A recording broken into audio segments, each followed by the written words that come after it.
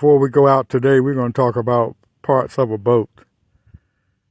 Now, it might be boring to some that already know these things, but if you're new to boating or you just enjoy watching boating and fishing from a boat,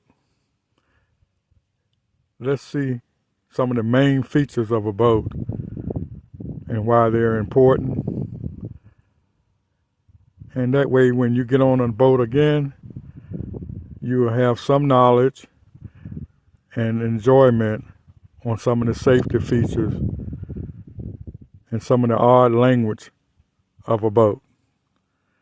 All right, hang in there with me. Captain Fox, we're going to be groovalating today on some knowledge.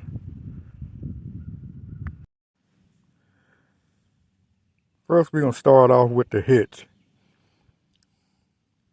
Simple enough. You got the hitch that holds the trailer, which the boat is attached to your towing vehicle. And in my case, a Chevy Silverado 2500 HD. Now, we got the lock to hold it from, if it jumps off the ball, this will keep the latch from opening up and losing the trailer. Could cause an accident or serious accident more than tearing up your boat, but you could cause the boat to kill somebody in traffic or kill yourself, make your vehicle turn over. You got wires that goes to your brake and signal lights that attach to your hauling vehicle. And I got a lock that holds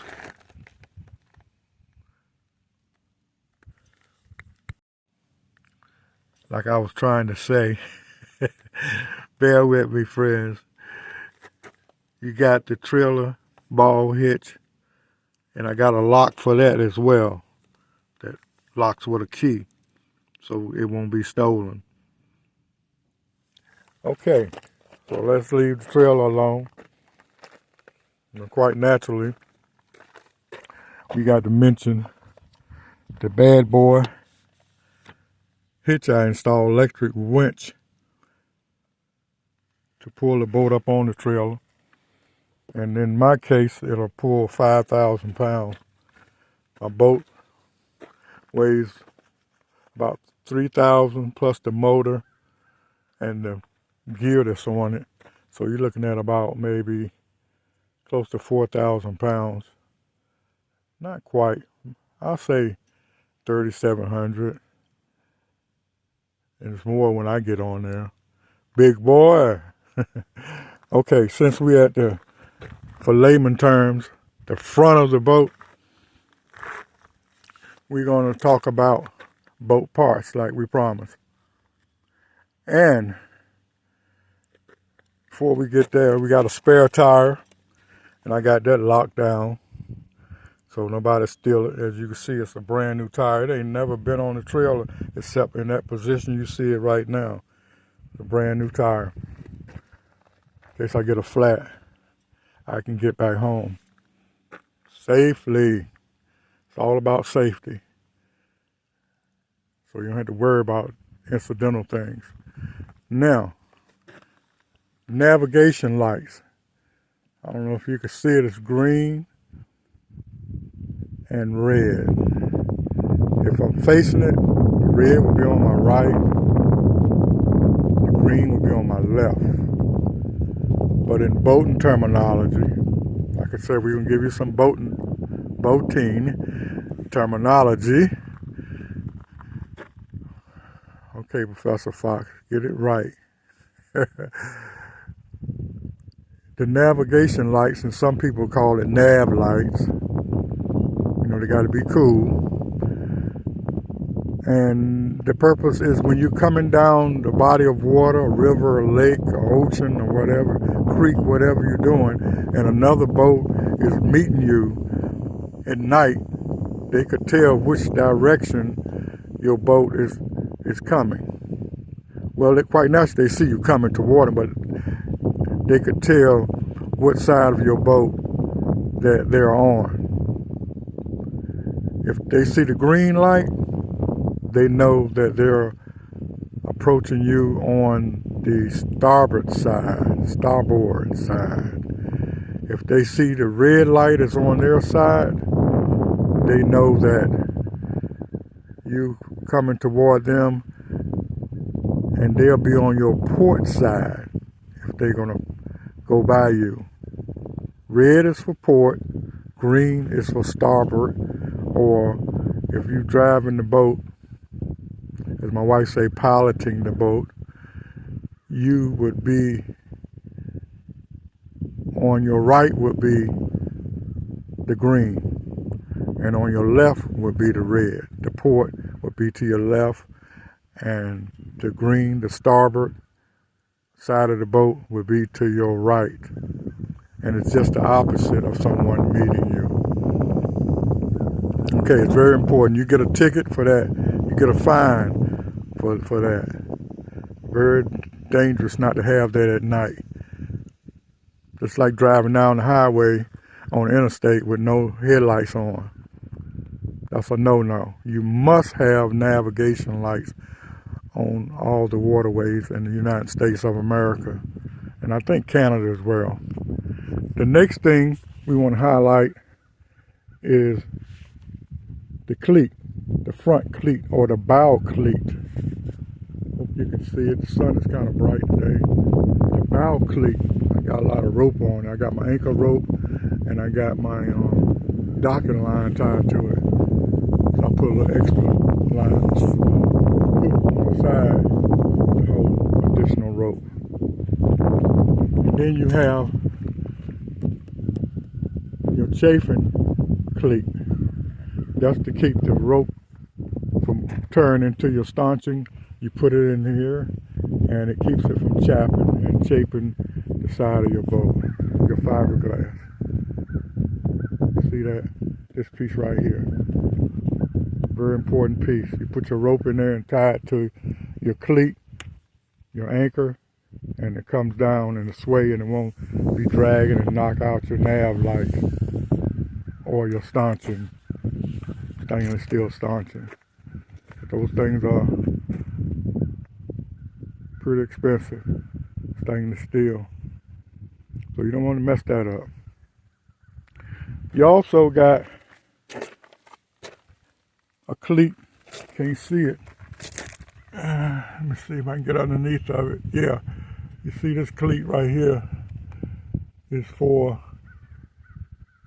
attaching your boat to the trailer on the bow. It's called a bow cleat. And this part right here, you pull that loose and it comes off. This part right here is a safety chain. That's a must-have. And you put that on there. And it's easy to get on. And then snap it over like that. And I've had this thing way, man. I had this particular bow safety cleat. Let me see. Since 2002. And it's 2025. Still work. Still work. Okay. This right here is a hole covered by a stainless steel cover, and that hole drains out water from your locker for the anchor locker. You may wonder, well, when I'm on the water, will water go up in there and make the boat flood? No, will not do that. It's a drain hole inside the anchor locker that if rainwater or seawater gets in there, it drains out of here, because the water line of your boat is down below here. So the water normally don't get up in there to that extent. Okay. All right. People design the boat halfway know what they're doing. I say halfway. It's a joke. They know what they're doing when they design them like that. All right, so there's nothing to be afraid of. Okay, so that about does it for the ground level. And you know you got your stanchion up here, stainless steel stanchion. That's to keep you, if you're walking on this particular boat style, it's called a walk around. My boat is a walk around. And it's not a center console. It's a cuddy cabin walk around. I have a queen size bed in there inside. You can see the window and that let air in if I open it up. And it's tinted, so a light gets down into the cuddy cabin. But the stanchion keeps you from falling overboard if you come up to pull the anchor up. This boat do not have an electric winch or push button winch. You got to pull the anchor up and lower the anchor manually by hand. Okay, and it's not really a big deal on this size boat. All right, let's go to another part. We'll walk around, and as you can see, we have what they call a mid-cleat. Point that out. This is a mid-cleat. And the purpose of that is to tie your boat up midway while you tie it up at the dock. So you could put a line on that one, and some people use it, and correct me if I'm wrong in the comments, they put what they call a spring line on it to make your boat spring up and down with the tide. If you at a dock to have a tide, up a high and a lower tide, as the boat go up and down, a line attached to this and to the dock with enough slack in it, it'll spring the boat up and down and won't have your boat lopsided at low tide. It still always have enough water in it. Okay. All right. Now, the next thing we want to point out is the aft cleat. And that serves the same purpose of tying your boat to the dock. So you got an aft cleat, a mid cleat, and a bow cleat. Aft meaning rear or back. Also, you got two holes here on this particular boat. And each one of these holes let water out. I got a bilge pump attached to each one of these. So I got two bilges in here. In case one give out, I got a second bilge that continually works if needed. Okay. Also in the back or the stern of the boat, you got these things here, baling cocks, and what it does, these balls I put on here.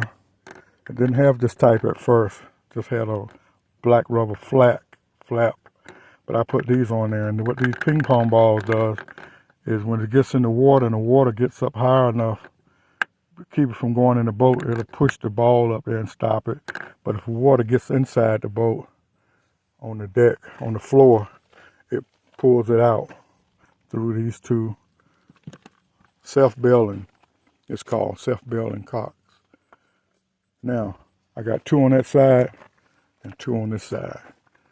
So, if a lot of water gets into my boat, on the floor area, it won't sink right away. It's going to come out of these four holes and drain, especially if I'm going forward. This hole, and there's one more on this side right here. These are bailing holes for this area. If water sloshes over into this area, Most of the time, if you're backing up real fast, water come on over, it'll drain out. Once you start going forward or sitting still, it'll drain out of these two holes. So water won't pile up in here like that. Okay, you got that one. This right here is another safety feature. This is for your gas tank. This is a gas vent. You don't want to keep that stopped up. You want to make sure you vacuum that out from time to time. Just put a vacuum on and suck it and get in the debris, or little insects or something may get in there and try to make a nest or whatever. But this keeps your gasoline tank vented, so you got the right pressure to come to your carburetor and fuel lines. So this is very important to keep it clean. Your gasoline vent. You don't want to stop that up. You want that gas pressure and fumes to not build up in the tank and blow up. You want to keep that open at all times. Okay, what else we got? Well, I put these rails on. I did that, put the rails on. And I put, like I said, I put all these rails on myself. They didn't have these rails when I got the boat. I made this white thing here that looks like a Y or a goal post on a football. But that holds 3 fishing poles. One in the middle and one on each end. I made that up myself. I ain't in the boat, but I got fishing rod holder there, fishing rod holder there. So you can see what I got. All this from the outside. And the gas tank. Put gas in here. Can't forget that part. And this is a lights. I added this on to it. And you could put a pole light in there at night. I could see at the back of the boat. So I ran that. That runs by battery. The house battery runs off the house battery. Okay. Until we get to the other part. Hold on. Hold the mule for a minute. Another good safety feature for a boat is the bilge plug. See that hole right there? It's a brass screw that go in there. It's called a plug.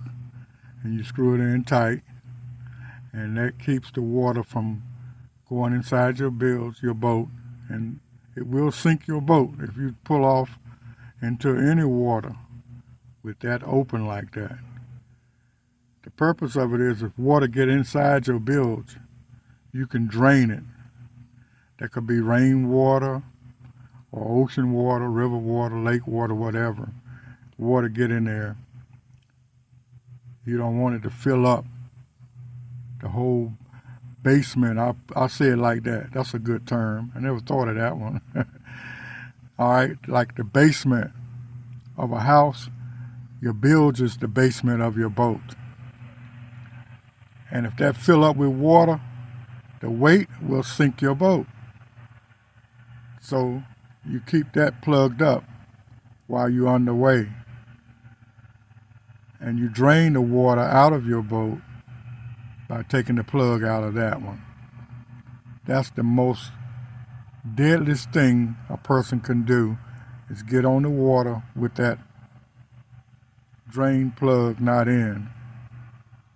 You won't be going too far before your boat go bloop, bloop, bloop, bloop, bloop. That is all what it's going to do to you, baby. It's going to sink you. All right? That's that. And you see the trailer lights down the bottom, the running lights at night so people can see you coming up behind you. Another thing on a boat is the sensor for your fish finder, depth finder. It tells you how far down you are from the bottom. It also can give you a picture of the fish that's underneath the boat. And it comes with technology now that it actually will identify fish if you pay enough for the system. But that's what this is for. This right here tells me how deep the water is, tells me the temperature outside air, tells me how fast I'm running, and it's a good thing. Tell me what's on the bottom, if it's grass or a wreck, and fish. All right, that's the purpose of that. And the wire goes up to the dashboard, to the helm. You might have seen this one in previous videos I posted. A battery cutoff switch and my battery charging system. We're going to just quickly highlight it. It's another good safety feature. If you're going to park your boat for a couple of days or more, or even overnight, just turn that switch, red switch, and you see the white arrow is pointing up. That's off. The system is off. I have a two battery bank system. This is my starting motor, and I have another battery on the other side. That's the house battery. And these wires up here, the silver, that bus is for my ground wires. And that computer, MACR, charges my battery. If one is charged, it'll charge it. If both need charging while I'm underway, it'll charge it. But once they are fully charged, this will cut back, cut off, so to speak, and keep it in a chargeable state. It won't overcharge. I added all of that to it myself. And I have a video showing how I installed it and how you can order it if you need to. Okay, so this is off and this is on. And if the starter battery is too weak to start, I can just turn the switch to the yellow line right there, and that'll kick the other battery in to help start the engine, the outboard. Good safety feature, so I won't be stranded on the water. I can get back home safe and sound. All right, now I got access to the bilge through that hatch, to my bilge pumps and so forth.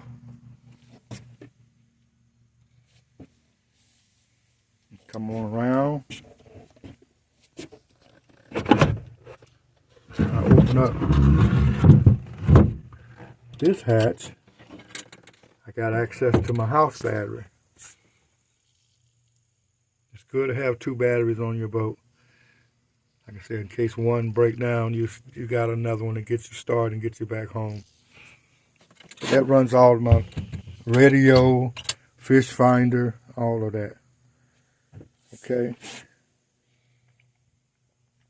And on this particular outboard, you pump this valve to prime the carburetor, and she should start. If you have any problems with your engine and the fuel, you can take this quick connector loose, and that's the fuel line, and you won't be getting no more gas to your outboard engine. To me, one of the most important features on the outboard motor or inboard motor on a boat of any kind other than a super yacht or a big yacht is your kill switch. Your kill switch. And this attached to your body at some point.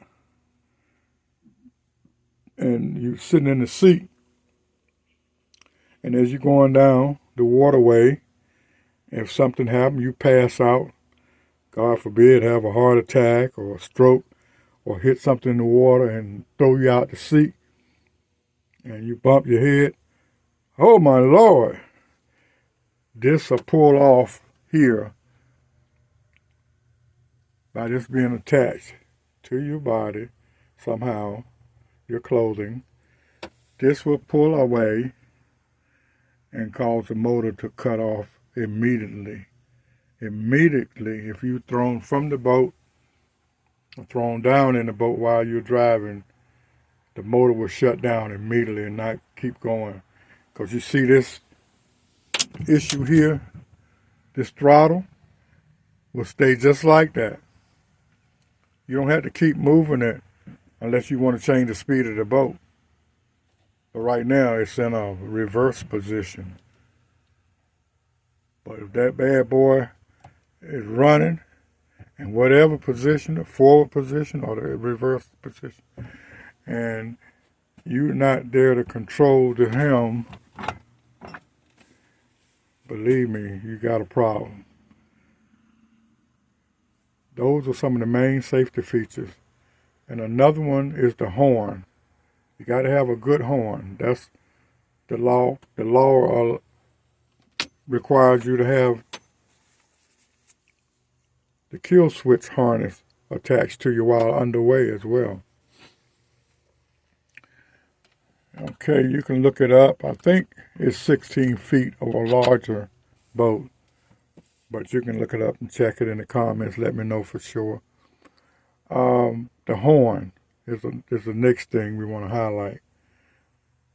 We're trying not to drag it out, but stay until the end and watch these things is very important. Now, the horn on mine, I added a horn. And, hold on. I ain't got no power. So I got to cut the battery switch on for the horn to work. Okay, so we cut the battery switch on, then we got power. Let's see what's up. This is my horn switch that I installed. It was one on the boat, but it was a toggle switch like this. I changed it to this type of switch because that's the one like this that went bad. So I changed this, installed that one myself. I guess you noticed by now I do a lot of my own work. That's my hobby, that's my passion. That way I know if something go wrong on the water, I got a good idea where to troubleshoot it at. All right, here you go. I hope you heard that. We'll try it one more time. Did you hear it? She loud. That's called a bad boy horn. And also, like all good captains, you need a good compass. My compass worked perfectly. I don't have no problem with my compass. Very good. Plus I got a handheld one for backup. And we got your dials, your speedometer, your battery. Tells when you're charging, trim, gasoline. Let's see. Let's look. I had to get the key out and turn it on. Okay. So my battery is saying I got 12 volts, a little bit over 12 volts, and it's a little dusty. And it's showing I got a full tank of gas. Full tank of gas. Because that's empty right there at the tip of my fingertip. And that white paint, I gotta get that off. That's about half tank. I ought to leave that on there, give me a good guideline. No, I'm gonna take it off. And because I was painting up here white and dripped it. Messy. So you see I got a full tank of gas. And over here, That's actually my speedometer, and this tells me my RPMs. Okay, the other switches are build switches, lights, and so forth. And it's not a safety feature, it's entertainment, but I got a nice radio with speakers, 2 speakers up top and 2 down in the cuddy. And she works very well. I don't have it on a particular station. It says that it prevents some of the conflict between a teacher and a student. I think from the student perspective, it's been a challenge. You see, it does work. I don't want to put no music on it because it might demonetize me whenever I do get some chump change. Who knows? But the bottom line is, we do this to help people. Help them and help them maintain. And we got our UFA, we got our Marine Band radio. You hear it? That should be working. It's lit up. You see it lit up? See it light up?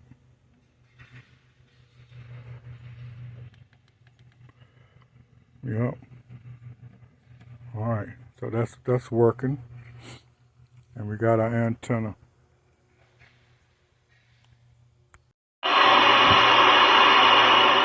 So you can hear the static. I got it. I put me an extra speaker out front where I can hear it.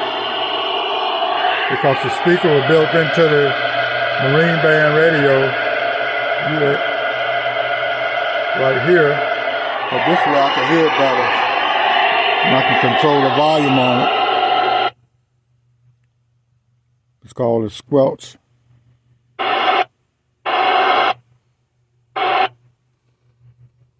Yep. And this one is a pretty cool one, I think. I'm on channel 16 at this time. And it's got an emergency button in case I have a super emergency distress, and me or my wife could push that button right there and it will send out a distress call to the Coast Guard right there. Just pull it open and it automatically send out a distress call and give our location. And here I could change it to, I don't know if it's focus 16 to channel 9 by push of a button there, or I can go up and down the dial and change it to another channel to talk to somebody else on the water. But normally I keep it on 16. You can get call set, scan. I could scan to see who's talking on the band while I'm on the water. And it works real good down in Hampton Roads on the saltwater area where Chesapeake Bay and James River and the Cape Fear River and so forth. I hope this video has been of some help to you. Thanks so much for watching. If you got this far along, it's been a long video, but thank you so much till we do it again.